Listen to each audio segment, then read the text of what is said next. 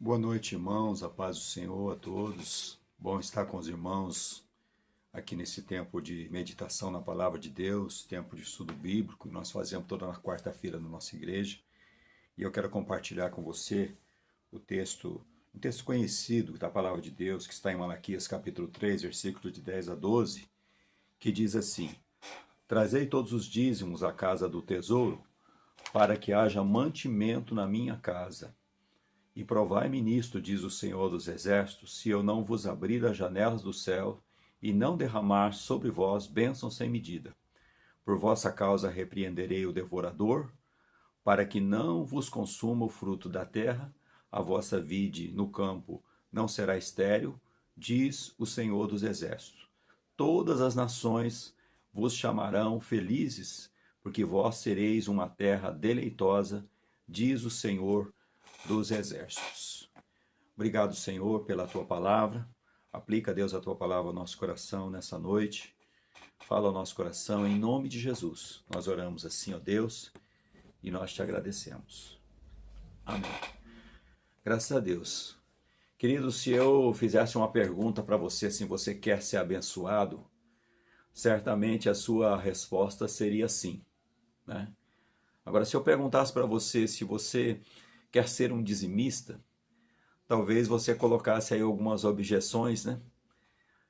Como, por exemplo, dizendo que isso é coisa do Velho Testamento, que isso é coisa do tempo da lei, né? Que existe outras religiões hoje que não praticam isso, enfim. Eu não quero entrar no mérito dessa questão.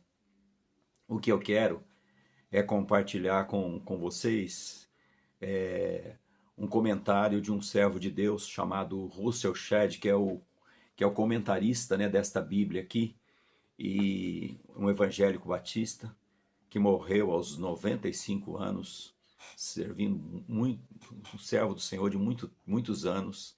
E ele faz um comentário desses versículos aqui de Malaquias 3, de 10 a 12, onde ele fala de 4 bênçãos que são prometidas, né, aos dizimistas. E eu queria compartilhar isso com você, porque isso vai responder essa pergunta, né? Você quer ser abençoado?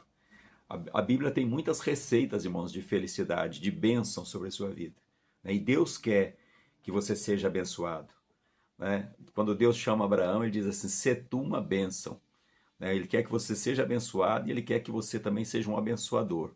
Mas para você ser um abençoador, você precisa ser abençoado primeiro, né? A primeira bênção que esse pastor, que esse missionário, ele fala aqui no comentário, aqui no rodapé da sua Bíblia, é a bênção da nossa participação no mantimento, na manutenção da casa do Senhor, ou seja, da obra do Senhor. A primeira parte do versículo 10 aí diz assim: "Trazei todos os dízimos da casa do tesouro para que haja mantimento na minha casa", né? Trazei todos os dízimos da casa do tesouro para que haja mantimento na minha casa. Então, é a bênção, querido, do privilégio de você ser um parceiro de Deus, né? Deus quer estabelecer a obra dele aqui na terra. Deus quer estabelecer a igreja dele, né, aqui na terra, para as pessoas. Deus quer, Deus quer se fazer conhecido através dessa obra do Senhor aqui na terra. Então, e ele nos chama, né, nos dá esse privilégio de nós sermos parceiros, né? Porque Deus, irmãos, ele é dono de tudo, né? Ele é dono de tudo. Ele é Senhor sobre tudo, né? Mas ele quer que nós tenhamos esse privilégio, né? Então essa é a primeira bênção, a bênção da participação, né, na obra do Senhor, né? Eu não sei como é que você está, se você tem participado da obra do Senhor nesse sentido, né? Há muitas maneiras de você participar da obra do Senhor, mas a obra do Senhor aqui na terra, ela precisa do mantimento, né? Ela precisa das coisas aí que vão fazer com que a obra do Senhor se mantenha, né? Os missionários sejam sustentados, as igrejas permaneçam ali equipadas, né? A segunda bênção que esse missionário coloca aqui é a bênçãos imprevistas, né? De natureza espiritual. A parte B do versículo 10, ela diz assim: "E provai-me nisto, se eu não abrir as janelas dos céus e não derramar sobre vós bênção sem medida." Aqui ele não está falando de bênção já do mantimento, né, das coisas ali que vão manter a obra do Senhor aqui na terra, bênçãos, bênçãos aí desse mundo aqui, das coisas que nós vivemos aqui, mas ele está falando de bênçãos dos céus, bênçãos de natureza espiritual. Né? Ele diz que ele vai abrir a janela dos céus. E é interessante o verbo que é colocado aqui, que ele diz, derramarei, se eu não derramar sobre vós, bênção sem medida. As coisas com Deus são assim, né? São coisas de derramar, de bênçãos abundantes da parte do Senhor. Né? O ser humano, querido, é corpo, alma e espírito. Nós, muitas vezes, nós pensamos muito nas bênçãos, no derramar de Deus, das bênçãos materiais, mas Deus quer nos dar a bênção material também, mas a bênção espiritual. Se nós tivermos essa bênção espiritual, nós vamos valorizar e saber administrar as bênçãos materiais. Né? Então a segunda bênção aqui é bênção imprevistas de natureza espiritual. Às vezes você olha para a sua vida espiritualmente e fala assim, poxa, espiritualmente eu não estou bem. Por que será? Né? Por que será? Porque a promessa de Deus é essa aqui. Ó. Você é uma pessoa envolvida com as coisas de Deus? Você é um mantenedor da obra de Deus? Deus vai derramar bênção sem medida. E observa bem, ele fala para fazer prova dele, irmãos. O único outro versículo que eu vejo Deus falando de fazer prova dele é o capítulo 34 de Salmos, quando lá o salmista diz, provai e vede que o Senhor é bom. Mas lá é o salmista que está dizendo, aqui é Deus que está falando, provai-me nisto. É ele que está falando. E Deus sustenta a sua palavra, irmãos, para cumprir a sua palavra. Amém? A terceira bênção é a bênção da prosperidade, a bênção que todos nós, todo mundo gosta dessa bênção, todo mundo menciona sobre essa bênção. O olho da pessoa brilha quando se fala assim, olha, Deus vai te fazer próspero. Mas é verdade, aqui a palavra de Deus está dizendo, no versículo 11, ela está dizendo assim, olha, por vossa causa repreenderei o devorador para que não vos consuma o fruto da terra, a vossa vide no campo não será estéril, diz o Senhor dos Exércitos. Bênção da prosperidade. E é interessante que há duas coisas que Deus faz aí para que a prosperidade venha sobre a nossa vida. Primeiro, ele aplaca. Primeiro, ele repreende o devorador. Por quê? Porque o devorador é o diabo, Satanás. Ele não quer que você tenha prosperidade. Ele quer que você viva uma pessoa assim, sabe, como se diz, né, com o pires na mão. Sempre, sabe, naquela necessidade, naquela luta, naquela dificuldade. Mas Deus quer te dar prosperidade. Deus quer te abençoar. Né? Deus quer te abençoar. E por isso que ele diz assim, que ele repreende o devorador, e por outro lado, ele abençoa a terra, ele abençoa o seu trabalho, abençoarei a vossa vide, a vossa vide não será estéril. O nosso trabalho, irmãos, é aquele trabalho de você ir lá e plantar, mas quem vai dar a produtividade, quem vai dar o produto, quem vai fazer isso se multiplicar é o Senhor. E o Senhor promete isso.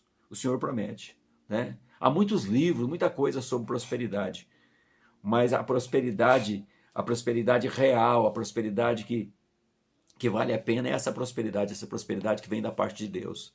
Que não é uma prosperidade que você precisa ser, sabe, o espertão, que você precisa passar os outros para trás. É a prosperidade que Deus vai te dar, porque você vai trabalhar, porque você vai confiar nele, porque você vai ser fiel, né? Porque você já vai ser uma pessoa abençoada e Deus então vai te fazer você prosperar, em nome de Jesus. E a quarta e última bênção é a bênção do reconhecimento das bênçãos de Deus por parte do mundo. Olha o que diz o versículo 12. O versículo 12 diz assim, todas as nações vos chamarão felizes, porque vós sereis uma terra deleitosa, diz o Senhor dos Exércitos. Olha só que bênção, irmãos, que coisa tremenda. As nações chamarão vocês felizes, sabe? É a bênção do bom testemunho do povo de Deus, que chama a atenção das pessoas que estão à volta. Mas você já passou por essa experiência de alguém perguntar, poxa, né? O que acontece aí? É interessante que quando uma pessoa tem sucesso, logo vem alguém dizendo assim, olha, o segredo é esse. Né? E todo mundo fica com os ouvidos assim atentos. Por quê? Porque quer saber a receita. Quer saber o porquê aquela pessoa tem sucesso. Porque aquela pessoa, né, alcançou o sucesso. Então, isso chama a atenção das pessoas. E Deus tem isso para o seu povo, né? Deus tem isso para o seu povo. Você quer ser uma pessoa abençoada? Em resumo, irmãos, ouça o que Deus diz. E Deus está dizendo aqui na sua palavra, né? Nessas 4 bênçãos aqui, que esse abençoado servo de Deus, ele comenta aqui. A bênção da participação na obra do Senhor, a bênção de natureza espiritual, né? A bênção da prosperidade e a bênção do bom testemunho, né? Então eu queria que você guardasse isso, porque certamente Deus quer chamar a atenção de outras pessoas através da sua vida. Deus quer abençoar a vida de outras pessoas através da sua vida. Eu dei essa palavra aqui hoje para uma pessoa trabalhando assim, mexendo num serviço assim, falando para ela, e ela disse para mim: puxa, você me deu um esboço aí de uma receita de prosperidade, uma receita de felicidade, né? E eu fiquei feliz por isso e fiquei com isso no meu coração e, e quis compartilhar isso com vocês, né?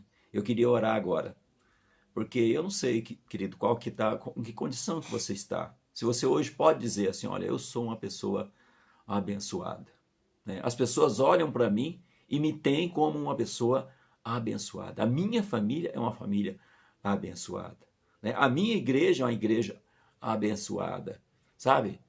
Então, eu creio assim que Deus quer que isso seja a realidade da nossa vida, mesmo em tempos difíceis como esse que nós estamos vivendo, né? Então eu queria orar por você para que isso fosse uma realidade na sua vida. Amém?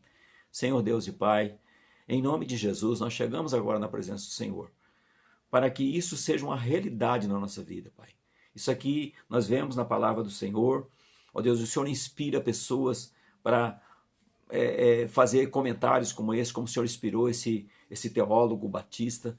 Ó Deus, e isso também alegra o meu coração, Senhor. Eu tenho uma convicção a respeito disso. Ó Pai, mas nós não queremos fazer isso, Deus, como se fosse uma barganha, como se fosse uma troca. Ó Deus, sermos dizimistas e de repente começarmos a questionar: o Senhor, eu quero todas essas bênçãos para amanhã na minha vida. Não.